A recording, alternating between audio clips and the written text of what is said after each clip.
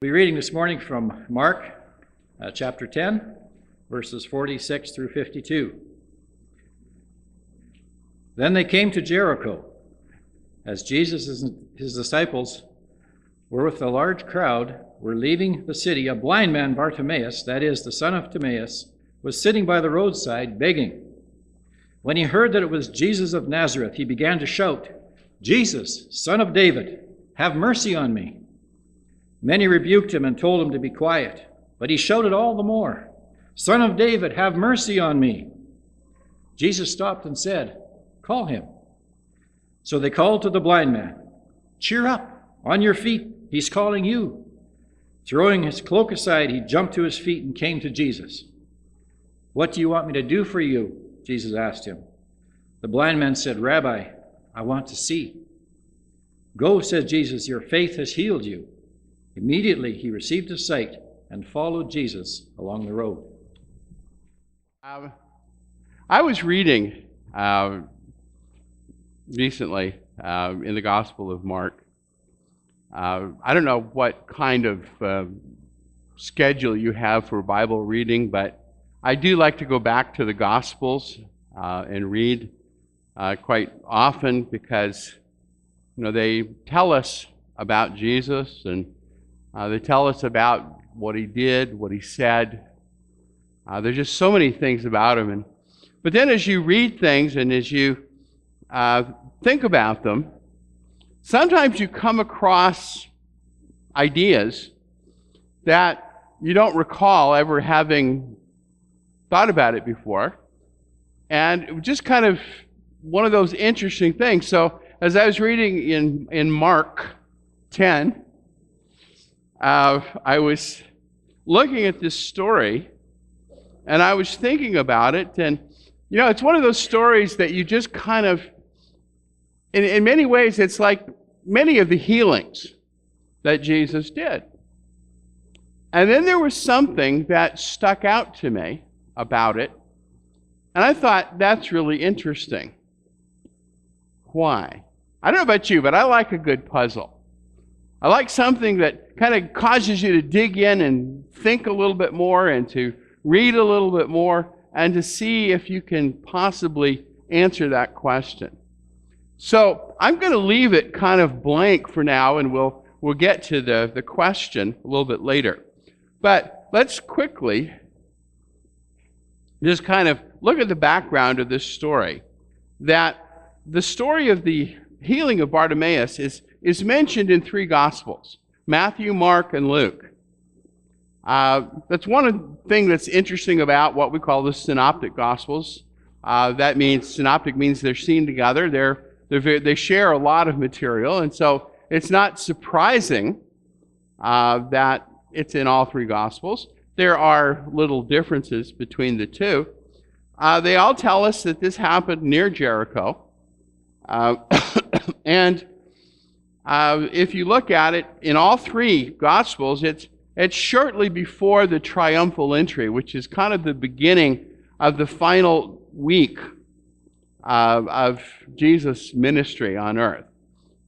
So it would be late, in that 3.5 years that we figure that Jesus had what we call his public ministry.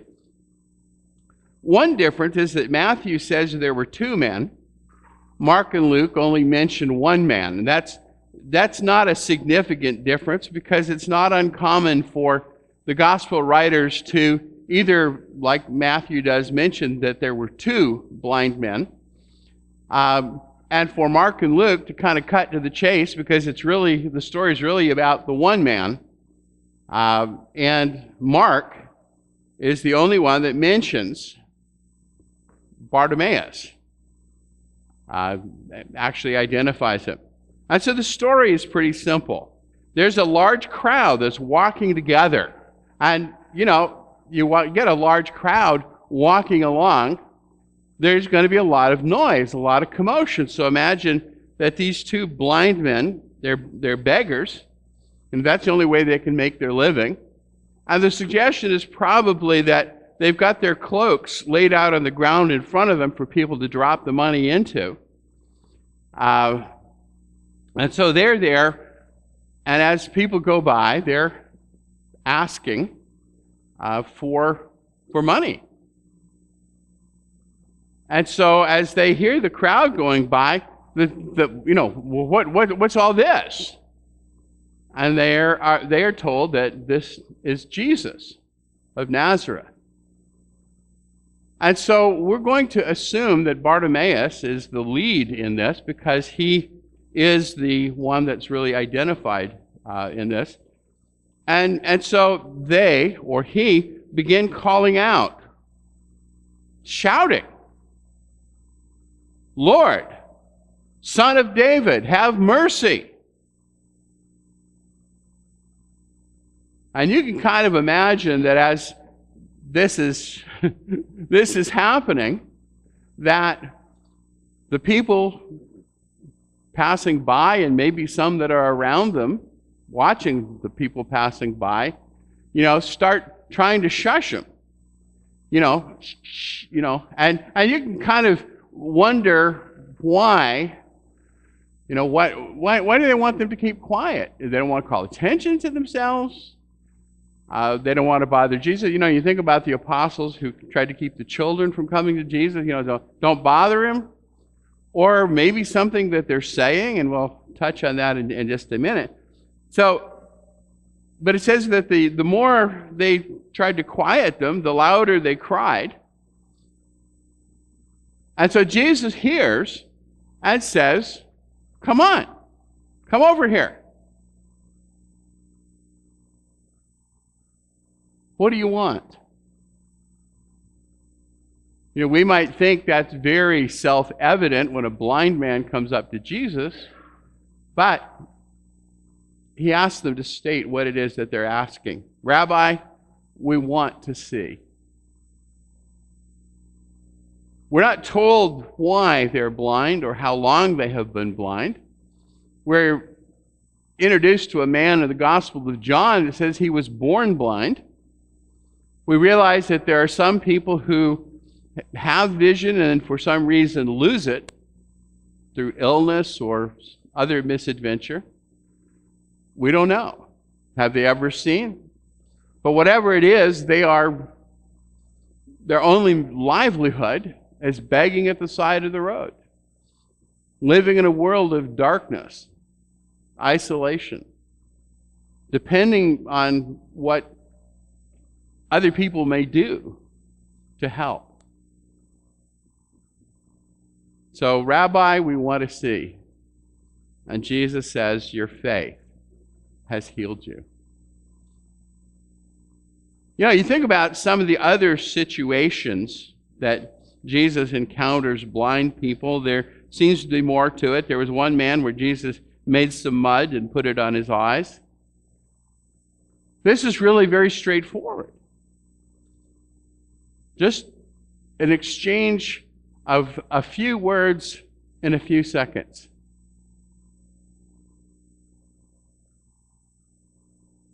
So is this a noteworthy event? And as I was reading this here in Mark 10, I'm thinking, well, in the Gospels, there are several mentions of people being healed, right? But how many include the name of the person being healed? I don't know if you've ever thought about that. As I'm reading that, I'm thinking, out of all the people that, there are people who are identified by their context, like Jairus' daughter, like Peter's mother-in-law. But in terms of somebody being identified by their name, being healed, it's extremely rare. Like we know that Lazarus was raised from the dead. We know that Jesus cast demons out of Mary of Magdala. But I think beyond that, you probably would have difficulty out of all of the miracles finding another case that mentions the person by name. Why? Why name Bartimaeus? And And the meaning of the name Bartimaeus is, the bar means son, and Mark mentions that. Bar means son. Timaeus is the name of his father. You know, it would be like Knutson is the sons of Knut.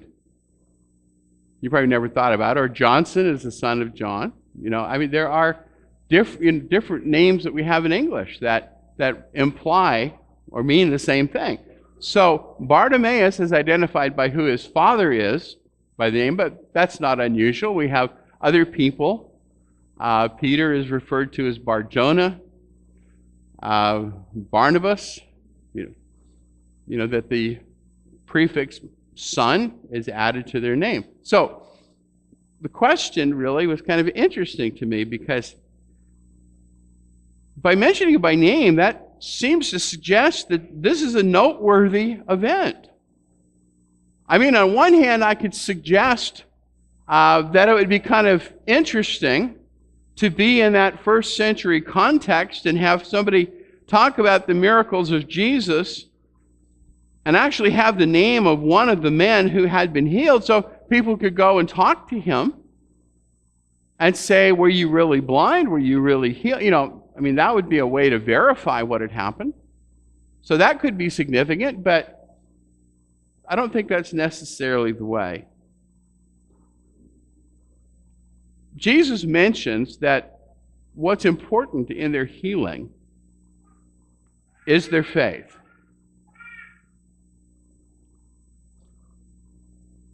We first see it in the persistence.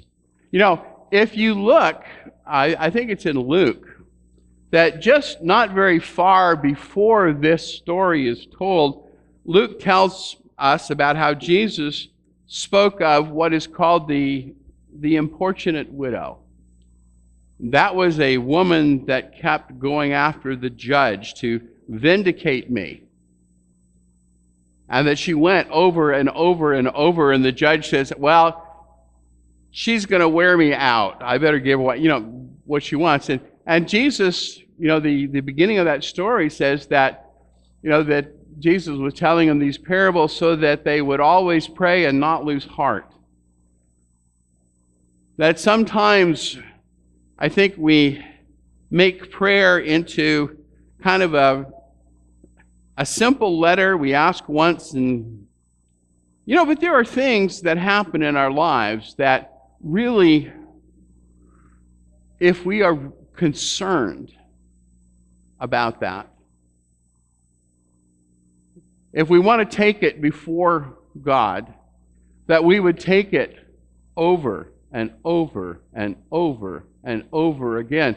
Not because we're trying to wear out God, because that's not going to happen, but as an expression of our concern over what that might be.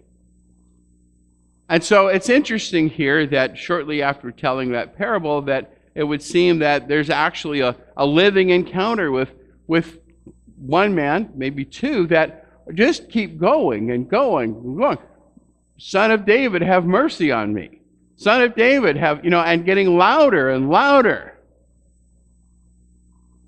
I mean, that's one way to get attention, isn't it?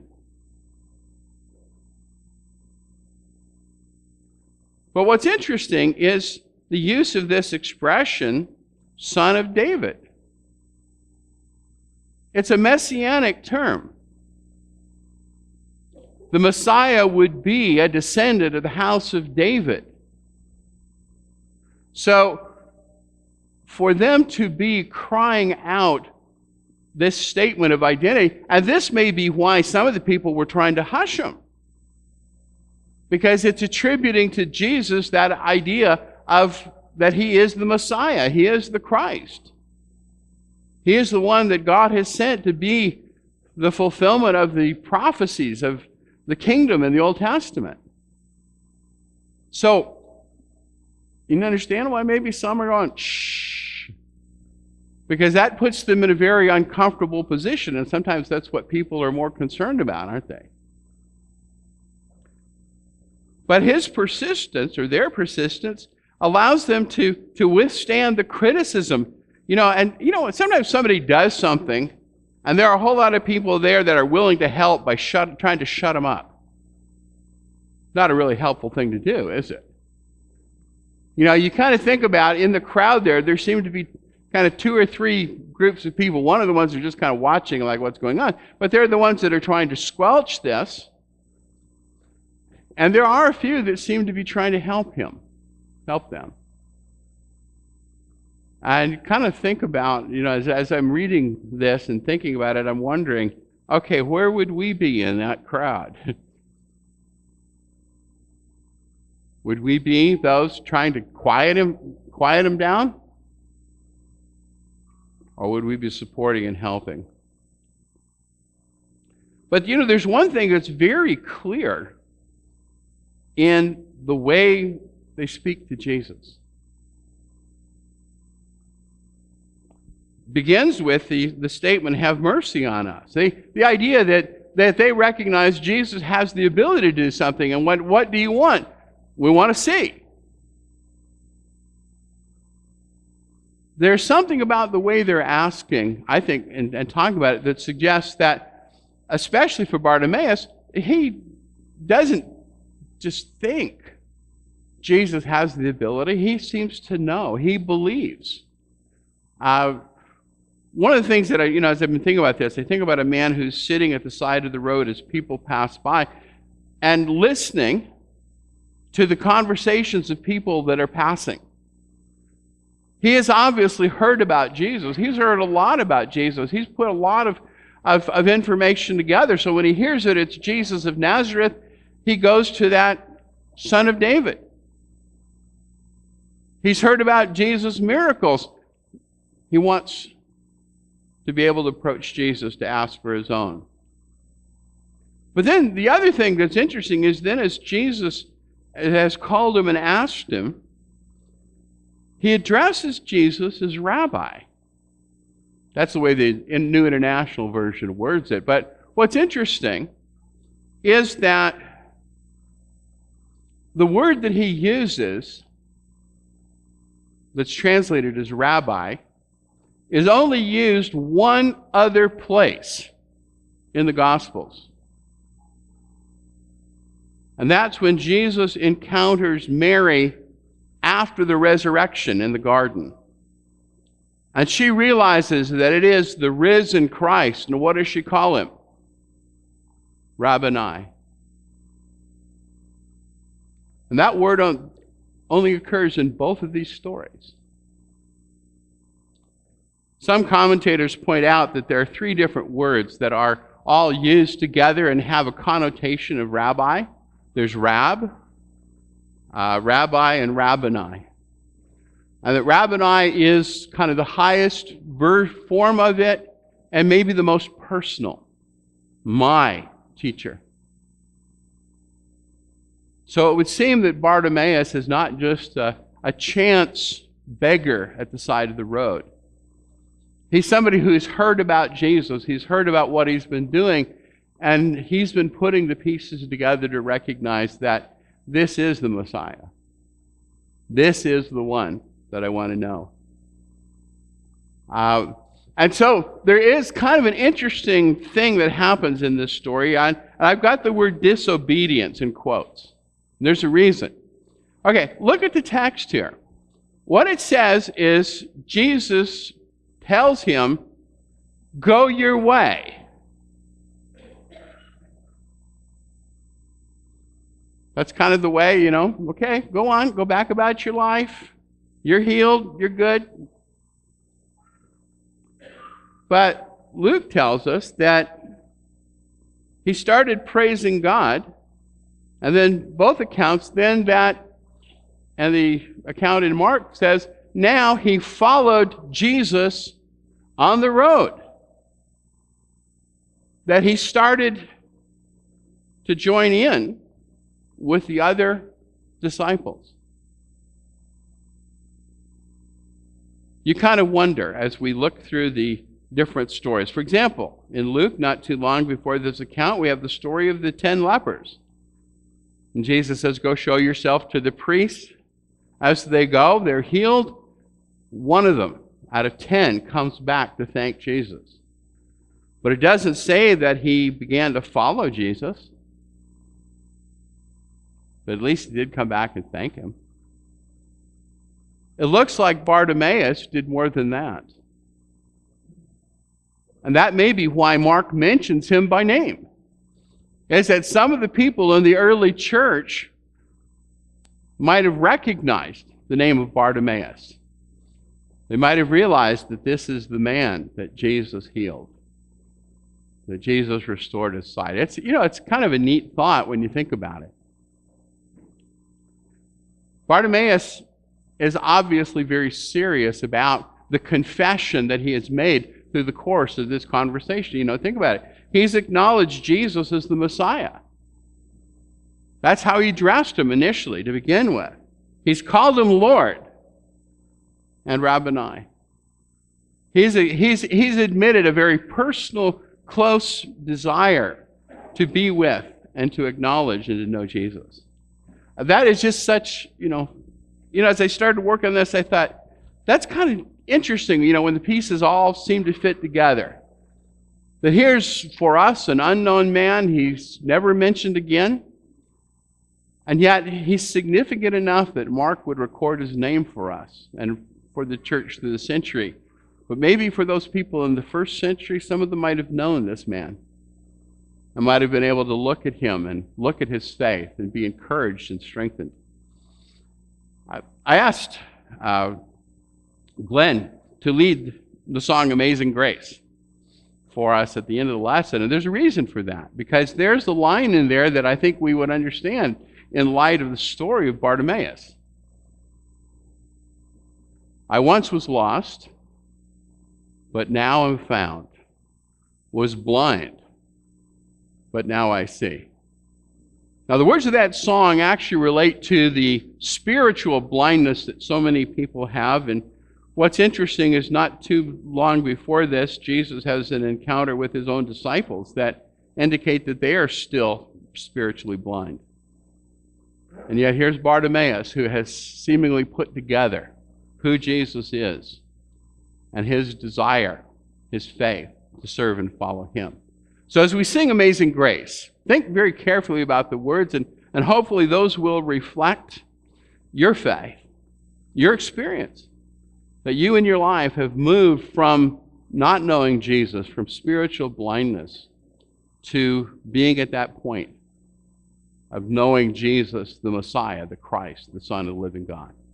And if you're not yet at that point in your life, we want to encourage you to really think about that, and we're ready to try to help you. You can talk with the elders, me, with Chad after. Let's stand as we sing.